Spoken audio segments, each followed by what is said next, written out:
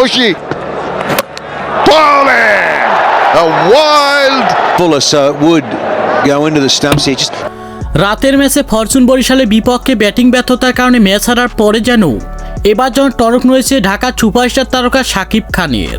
আর তাই তিনি সব জল্পনা কল্পনা অবসর ঘটিয়ে এমনকি নিজের দলকে সেমিফাইনালে তোলার জন্য এবার যেন দলে ফেরালেন হার্ড হিটার ব্যাটসম্যান জর্জ বাটলারকে ঢাকার সুপারস্টার তারকা শাকিব খান।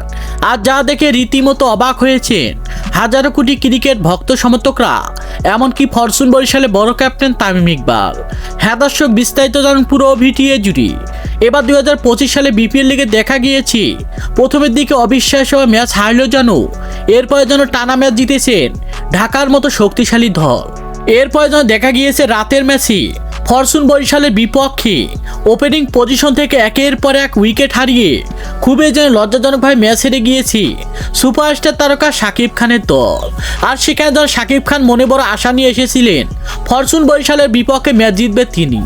আর সেখানে যেন শাকিব খানের মান সম্মান বলতে কিছুই রাখেনি লিটন দাস, তানজিদ হাসান তামিম, এমনকি সাব্বির রহমানের মতো হার্ড হিটার ব্যাটসম্যানরা।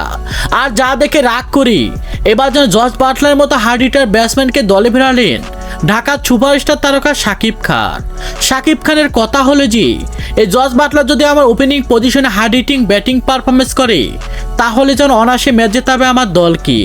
কারণ হলো যে ফ্রান্সাইজি লিগ, আইপিএল লিগ, এমনকি বিপিএল লিগে দেখা যায় হার্ড হিটিং ব্যাটিং পারফরমেন্স করে অবিশ্বাস্য বা ম্যাচ জিতিয়ে থাকেন এই জর্জ বাটলারের মতো হার্ড হিটার ব্যাটসম্যান।